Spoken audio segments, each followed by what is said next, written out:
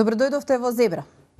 Денеска ја продолжуваме темата што ја отворивме кон почетокот на оваа недела и во која имаше многу бурни реакции и во јавноста, но и на нашите социјални профили го поставивме прашањето дали е патриотски да се остане во Македонија и покрај тешките услови или е прагматично да се замине од државата. Денеска оваа дебата ја продолжуваме со нашите гости Маријан Забречанец, извршен директор на Младинскиот образовен форум, и Коста Петров, основач и собственик на агенцијата Pew World. Добро дојдовте.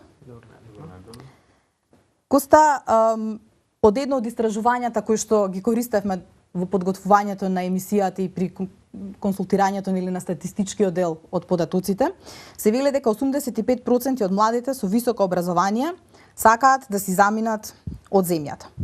Како некој кој што учел, се едуцирал, си живеел надвор во повеќе држави, надвор од Македонија, но сепак си се вратил, си ја почнал својата агенција и својот бизнис тука, и го знаеш животот надвор од Македонија, можеме ли да кажеме дека младите можеби ја идеализираат сликата за тоа што ги очекува надвор од државава? Добро прашање. Генерално мислам дека тоа така. Ја идеализираат таа пепелашка приказна дека сега ќе отидам во странство и ќе започнам со некоја помала работа, ама знам дека за некоја година ќе се купам куќа, нели со бела ограда, американски филми и така натаму, и на некој им се случува. Меѓутоа, она што е интересно и што повторно некако има можеби додирна или недодирна точка со реалноста, е тоа што ние кога сме тука, не сме спремни да дадеме 100% и да се бориме. Ако ќе излеземе надвор, со оклоп сме и спремни, сега ќе успееме. Значи, многу интересно да го видиш менталитет на луѓе што биле овдека, што едноставно само гледале ќе одиме во странство, не се ни потрудиле нешто да направат со својот живот, а кога ќе отидат во странство, спремни се да направат за да успеат. И мене тоа во ствари е најинтересното од цела оваа дискусија. Зошто не сме борбени тука да се ги исполниме нашите соништа? И тука може да се исполнат соништата, не ова земја каде што соништа да се убиваат. Ја 12 години ги бркав моите соништа, не знам, од Дубај, во Прага, во Америка, за на крај да дојдам овдека и уствари сите соништа да се ги исполнам. Зошто се врати? Зошто се вратив? Се вратив бидејќи дојдов на стадиум во фирмата во која што работев во Дубај, каде што во принцип немаше веќе каде да додам. Значи тоа ми беше позицијата, топ позиција, имав плата, живот супер. Меѓутоа искрено сакав да направам нешто што е лично мое, да го земам тој ризик и сакав тоа да го направам во Македонија, прво затоа што имам 3-годишна ќерка која што сакам колку да го критикуваат општеството да расте во едно реално општество, а не во општество каде што се е луксус, а уствари е нешто сосема друго. И иако не сум патриот, ме фати еден инат да им докажам на сите дека големи работи може да се создадат и од Македонија, дека не е Македонија земја што само ги копира или ги прати трендовите, туку земја каде што живеат млади луѓе полни со идеи, луѓе што може да го променат светот. И мислам дека тоа е брендингот кој што треба да го заземе Македонија, земја на млади луѓе кои што се спремни да го променат светот. Твоето семејство има еден тип на фамилиарна традиција да се живее во странство, да се работи во странство долги години. Дали постои една констатација, значи која што е така многу популарна, дека првата генерација секогаш е онаа генерација која што се жртвува. Се согласуваш ли со таа констатација? Од лично искуство, значи еден дел од мојата, значи страната на мајката фамилија е веќе 40 години, значи работи во Швајцарија, значи и татко ми работеше 10 години во Швајцарија, потоа се врати во Македонија, меѓутоа патувам често во Швајцарија и се среќавам со луѓе кои што се во нивно обкружување, значи луѓе кои што во исто време заминале. И она што ми е интересно е што ќе си замислиш дека од генерација на генерација ќе има некој не само во финансиски аспект некој развој, туку дека нели и во интелектуален и дека соништата ќе се зголемуваат и се. Меѓутоа, ја не го приметив тоа. Односно, некако тој развој заврши со тоа сме во странство, значи можеме количката да ја напуниме со продукти што ги нема во Македонија и еднашка годината да се вратиме со најбесна кола во Македонија. Меѓутоа, некој развој од аспект дај да направам нешто големо со мојот живот, дај да направам нешто што ќе започне некој тренд, немам видено. Може би обкружен со погрешни луѓе, меѓутоа насекаде на светот патувам, и во Америка, значи во тие македонски, ја викам гета, кај што живеат македонците. Значи, не знам, тотално Не е животот во толку многу различни бои за разлика од Чикаго, например, значи Чикаго, тоа што е македонскиот дел каде што е во Чикаго, значи не сакам никого да навредам.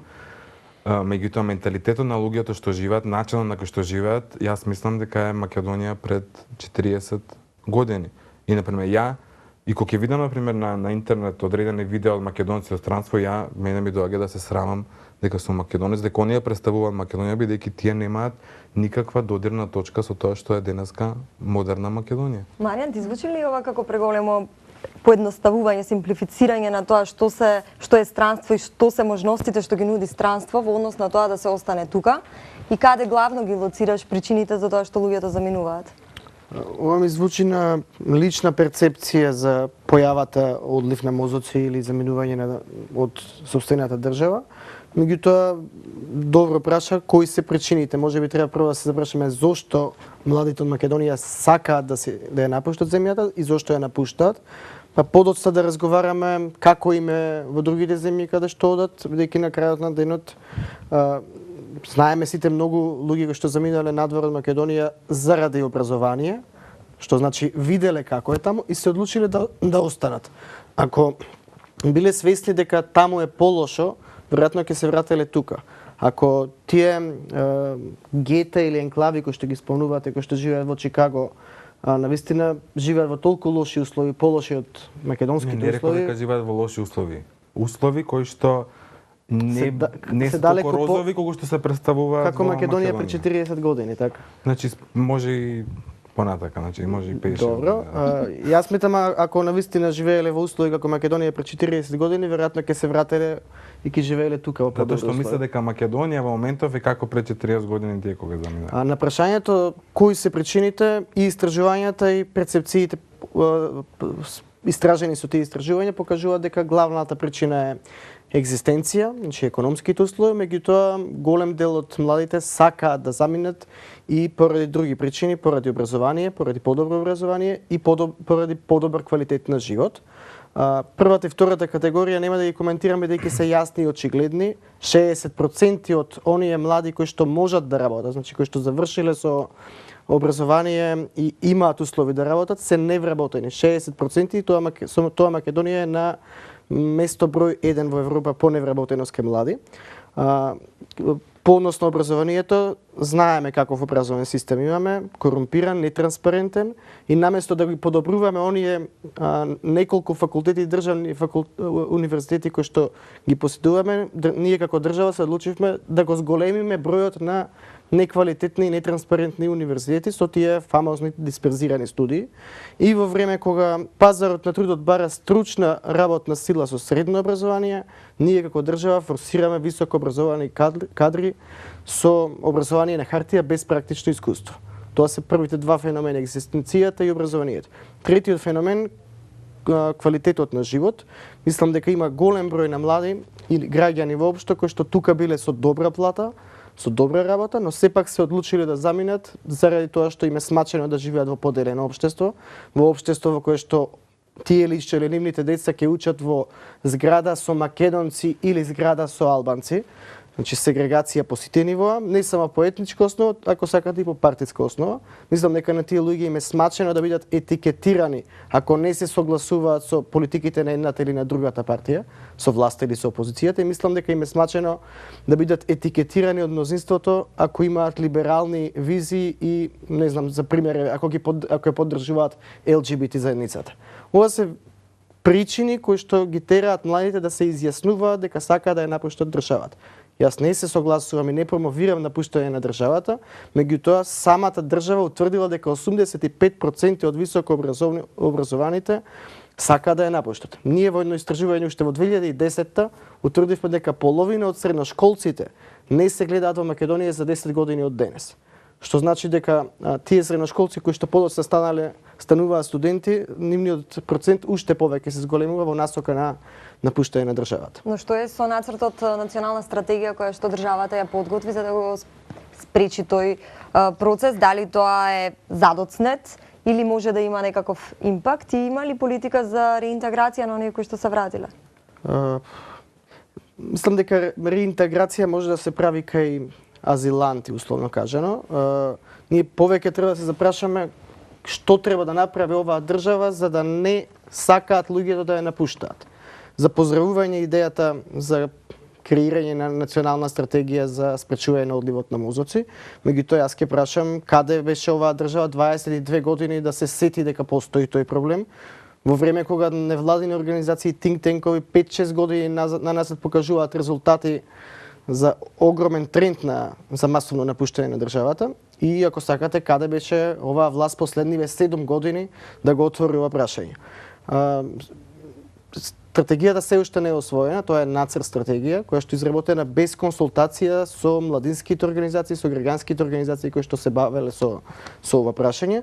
И според мене, од она што го прочитав во документот, недостасува фокус на неколку од клучните проблеми. Таму воопшто не се спомнува феноменот партизирано општество или партиска книжка за вработување во државна администрација. Таа стратегија... Кога сме тука веќе на околу овие нивоа на барање на одговорност, ќе замолам режијата ако може да погледнеме еден од слайдовите кои што го имаме, значи се базира на истражувањето на агенцијата Рейтинг околу невработеноста, особено кај младата популација до 35 години. Да, тоа е тоа. Значи, најголема перспектива за вработување, невработените лица гледаат во политичките партии, а 87% од нив се согласува дека во Македонија денеска може да се вработи само преку блискост со политичка партија. И сега 22% признале дека при обид за вработување лично биле жртва на политичка дискриминација. Но што зборува тоа за односот на младите луѓе кон барањето на адекватно вработување, кон нивната амбиција, ако толкав процент на млади луѓе се подпираат на државата дека треба да обезбеди работа на сите политичките партии или роднини и пријатели. Значи каде е, сакам да прашам каде е својата амбиција, значи како ќе ги остварите своите соништа подпирајќи се на политичка партија или на вашите роднини и пријатели? Не можам да прифатам обвинување на младите заради тоа што сакаат да се вработат. Не постојат услови за поинакво вработување. Оваа држава не вложи во развој на мали и средни предпријатија, оваа држава вложи во проширување на државната администрација. Она што државата го нуди е вработување во државна администрација, односно се нуди државата како најголем работодавач мимо бизнис секторот. Во услови на немање услови за барање на друга работа, вас ви остануваат две опции. Едната е да ја напуштите државата, второто е да земете партиска книжка и да се вработите во државна администрација. Мене ми е жал што ги констатирам дека бројот на првите се повеќе се зголемува за сметка на бројот на вторите. Односно мислам дека младите побрзо ќе ја напуштат државата отколку да се починат на политичките партии такви какви што се за да добијат работа од државна администрација. Феноменот партиска книжка не завршува со вашето подпишување за членство во партија. Тој феномен продолжува со влечење на луѓе по митинзи, влечење на луѓе по контрапротести, влечење на луѓе и принудување да прават списоци за време на избори и да обезбедат најмалку 10 или најмалку 20 нивни роднини пријатели кои што ќе гласаат за некоја конкретна партија. Тоа е веќе газење врз основното човечко достоинство. Не можеме во никој случај да се согласам дека човек кој што сака да си го спаси своето човечко достоинство и да не ги прави овие работи кои што ги спомнат, не е патриот. Напуштањето на државата во услови на македонско општество нема врска со патриотизам или непатриотизам, има врска со спас на личното човеково достоинство. Коста, ја гледаш ли ти врската меѓу патриотизмот и заминувањето? Значи ја уопште не сум патриот, па се вратив ја сакам Македонија и може би ја промовирам подобро од пола патриоти века. Меѓутоа, од моето искуство, младите тука како прво немаат сон, немаат амбиција. Имаат сон во кој кафички се седне, колку кафења ќе се испијат, значи за тоа средан е планот текот на денот. Меѓутоа мене две работи ме нервираат. Првата работа е државата ми прави ова, државата ми прави она. Значи што очекуваат од државата? Луѓе, дали треба општо ти да очекуваш нешто од државата? Таа преголема зависност од тоа државата треба да ме вработи, државата треба да направи ова. За мене тоа воопшто не ми се допаѓа. Мислам дека ако сакаш ти да успееш во животот, прво треба да се дистанцираш од било какво политицизирање на работите или не знам државата е ваква, државата е ваква. Не постои луѓе идеална држава. Јас сум живеел во Дубај кај што сум имал топлата, ама робови ги граделе зградите. И тоа било потиснато, значи негде се политички проблеми, негде се вакви проблеми, не постои идеална држава. Меѓу постојат луѓе кои што имаат амбиција што сакаат да направат со себе. Мене ми доаѓаат луѓе на интервју за работа што не знаат они што сакаат од себе. Што сакаш од себе? Па сакам да работам со луѓе, па супер, не аплицира за зоолошка градина, значи ќе работи со луѓе. Меѓутоа, можеби преамерички ја размислувам, меѓутоа започнува со тоа прво што сакаш ти да направиш со себе. Која ти е целта во твојот живот? Дали ти имаш амбиција да направиш нешто? Ако имаш амбицијата, ќе успееш и во Америка и во Македонија. Не знам, на Марк Зукерберг државата му даде пари кога го лансира Facebook или на милион мали бизнеси. Не се мали, тоа е работата, значи мора да се створи критична маса која што на еден начин ќе им каже на младите дека луѓе може од тука да се направи нешто. Значи, Коста, јас мислам дека критичната маса постои, меѓутоа не постојат услови за таа критична маса нормално да функционира. Каков услов кога ти се работи за мојот сопствен живот? Значи имам две опции. Едниот ќе креирам живот кај што ќе преживувам, друга опција ми е ќе креирам живот каде што ќе се ги исполнам моите животни соништа. Значи ти треба самиот да се мотивираш. Не мора мене да ми каже Коста бе не се секира ќе останеш во Македонија топ ќе биде. Значи треба ја да решам што ќе направам ја со мојот живот. Ако овие граѓани ја финансираат оваа држава, кога велиме државата, мислам дека се согласува, мислиме на институциите кои што ја водат оваа држава. Точно. Не може ние да кажеме дека државата нека си го прави своето, а младите нека бидат повеќе амбициозни, па нека и покажат на државата. Тие се два сегменти нераскинливи и еден од клучните проблеми е начинот на кој што државата ги третира младите. По теорија на нештата, традиционалниот начин на третман на државата кон младите може да биде на две нивоа. Едното е младите се иднина, тоа декларативното, кое што сме го слушале многу пати, особено во старата СФРЈ, нели, народ со ваква младина не треба да се плаши за својата иднина.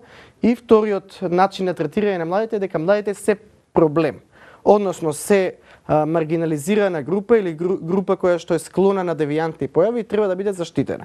Новиот начин кој што се третира веќе во развиените земји е на младите да се гледа како партнер.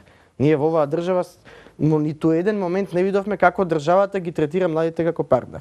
Исклучени од одлучувањето и во средно образование и во на универзитет, никогаш како група младите не биле прашани за нивниот став. Да, ќе каже власта дека најголем дел од министрите се млади, голем дел од пратениците, од градоначалниците, од советниците се млади, меѓутоа тие млади застапуваат партиски идеологии и политики. Тие млади не се консултирале со младите како социјална група преку една методолошки пристап или преку некаква репрезентативност на тие млади за да можат да ги бранат ставовите на младите. Затоа имаме целосна дисторзија помеѓу она што државата им го нуди на младите и она што младите го имаат како своја потреба, што резултира со 85% од високообразованите да сакаат да си одат од тука. Добре, да направиме мала пауза само да погледнеме неколку од најинтересните моменти на кои што дискутиравме минатава среда со Владко Василј и Дамјан Здравев и се враќаме повторно. Имаме сегменти кои што не ги дискутиравме сега, ги отворивме тогаш.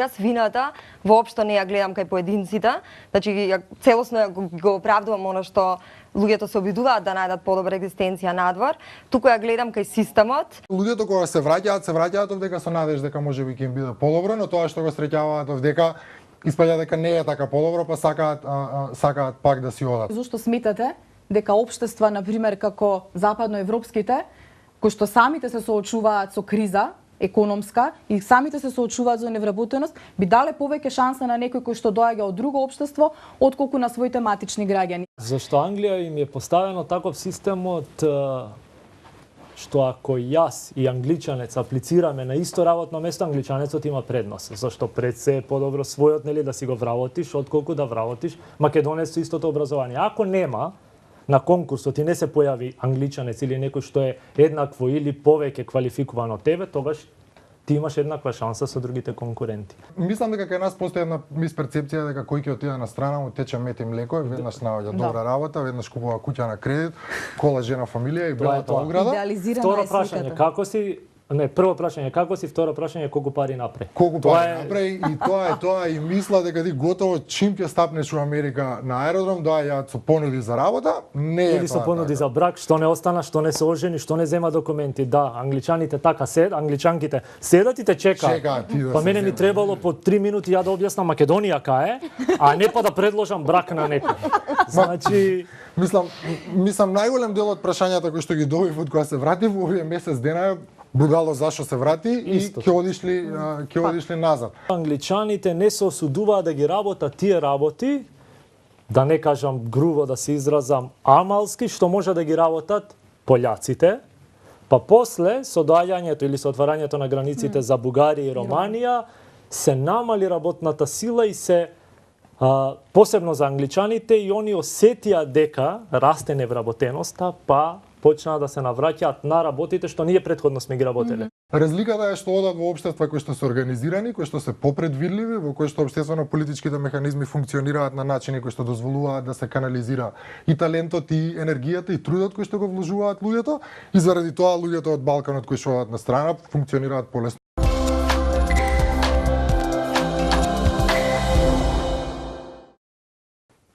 Голема благодарност и до сите оние кои што се вклучија во дебатава преку социјалните медиуми. Би сакала да прочитам неколку коментари од такви луѓе со своите луцидни размислувања, лични примери и така натаму. Димче Климкаров вели тие што излегоа луѓе станаа, капитал направија и напредуваат во кариерите. Имам во фамилија пример, кај нас нема напредок и работа ако не си со власта или пион или иако си квалитетен. Трошиш време и енергија во надеж, еве, сега, утре, не е ништо од тоа, а времето мина залудно. Од ова дно нема полошо. Ако продолжи со ова темпо овој систем, како ли да го наречам, ќе ги избрка сите млади и креативни луѓе, популацијата на деца ќе опадне оседно за следните 10 години и на бабите и на дедовците нема да им се живее тука, епа нема спас. Таа ерозија на нашите луѓе ќе продолжи, лично не гледам перспектива повеќе овде за мене и мојата фамилија. И Томислав Наумовски вика никако да разберам зашто темата одлевање на умови секогаш преминува во муабет за аргаство и амалство, па умовите не бегаат надвор за да бидат амали. Овде имаат одлични услови за тоа. И точно, на аеродром не те чекаат со стани кола, ама за разлика од овде, за да стигнеш до нив, нема да ти треба 40 годишен кредит со државни субвенции кој дупло ќе го вратиш. Апропо токму ова последнава констатација и она што го загатнавме претходно во средата со Владко и со Дамјан, дали другите општества даваат подеднакво шанси на сите новодојдени и дали квалитетот на животот кој што младите луѓе ќе го добијат кога ќе ја напуштат Македонија би бил на приближно исто ниво или би била драстично отскокнување во поглед на животот на еден млад човек, но и на цели семејства како што се оцелуваат во последно време? Започнеме. На почетокот да. Ева во Дубај, кога ќе најдеш работа, те чекаат со работа на такси и со кола, значи се дешаваат тие работи. Меѓутоа доаѓа еден период, значи кога ќе ги искусиш тие работи, стварно имаш комфортен живот, се супер работи се дешаваат. Меѓутоа тогаш се запрашуваш што сега. Друга работа и со било кој можам на оваа тема да се карам и знам дека сум управо дека кога си од Македонија автоматски на почетокот си граѓанин од втор ред. Меѓутоа тоа не значи дека ти треба да останеш граѓанин од втор ред. Тоа значи дека ќе треба да работиш 3 пати повеќе од било кој. Сега ако си спремен да работиш 3 пати повеќе од било кој, ќе се ја добиеш наградата. И нема да биде само аргатот или овој од земја што никој не знае кај. Меѓутоа не е розово. Значи мислам дека на крајот од денот испаѓа дека јас според мене не знам, може пак ќе кажам премногу американски да размислувам, зависи се од амбицијата и што сакаш да направиш во животот. Бидејќи ќе видите луѓе кои што имаат многу пари, кои што отишле македонци кои што се и милионери во Америка и се кога ќе ги прашаш што ти е сега најголемата желба, да се вратам во Македонија, куќата од кај што сум тргнал. Така да, како приказната со рибарот и со милионерот, што сакаш да правиш, сакам да рибарам. Значи, јас се враќам на тоа дека ако имаш амбиција, ако имаш желба, ќе успееш. Да, во Македонија можеби е многу потешко, но јас верувам дека што потешко, толку поголема награда на крај. Маријан? Добре, се согласувам дека веројатно дома е најубаво. Сум немал искуство да живеам надвор Македонија, значи не сум ја напуштил до сега, само сум патувал службено или приватно. Држи тоа дека во некоја фаза тоа живење надвор, особено во европските поразвиени земји, таму има се уште доза на национализам, во една Германија, во една Франција. Да, дека веројатно ќе бидете граѓани од вториот, меѓутоа ја ќе фрлам тука една друга теза дека во денешни услови младите во Македонија се можеби граѓани од трет ред. Па сега да споредиме што е полошо или подобро. За мене граѓани од прв ред се оние кои што се во власта или блиски до власта, граѓани од втор ред се возрастните генерално, а младите се граѓани од втор ред или онаа категорија од 14 до 30 години, најневработените, оние кои што не се консултирани при носењето на одлуки и оние кои што се виновни заради тоа што одлучиле да заминат од Македонија. Јас ќе речем уште некој да се осмели да ги нарече криви што се живи. Така да пред да се расфрламе со термини граѓани од втор ред, да се замислиме дали младите можеби во оваа држава не се граѓани од трет ред. Некој пред малку на еден од коментарите рече дека лесно ви е на вас да зборите, цвеќиња ви цветаат или на нас сите. Ви цветаат ли цвеќиња во Македонија и би заминале или повторно?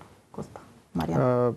Јас до пред 2-3 години цврсто стоев на ставот дека по никоја цена не треба да се напушта Македонија. Си го променив тој став, не само лично, него генерално за граѓаните. Се уште не сум се одлучил да ја напуштам Македонија. Не ми цветаат рози, не ми се допаѓа ова општество и работам да го променам. Тоа не значи дека ми цветаат рози, бидејќи мислам дека живееме во едно затворено општество, кое што заедно сите мора да го отвориме малце повеќе. Коста, би заминал ли повторно? Види, значи, кога отворив мојата компанија, целта беше да бидеме во Македонија, но да работиме со други земји. Така да ние во моментов работиме со 30 светски земји. Немаме никаков бизнес во Македонија. Не би заминал од Македонија, бидејќи се вратив сега тука живеам. Меѓутоа имам цел да ја сменам перцепцијата за Македонија надвор од Македонија. Значи немам цел да седам во Македонија со знаменцето да го веам и да се удирам во град колку сум јак македонец, туку да сформаме на перцепција за Македонија дека стварно сме кул земја каде што луѓето допрва ќе од тој аспект јас сум патриот, бидејќи не кеам луѓето да имаат перцепција Билјана Платно белеше.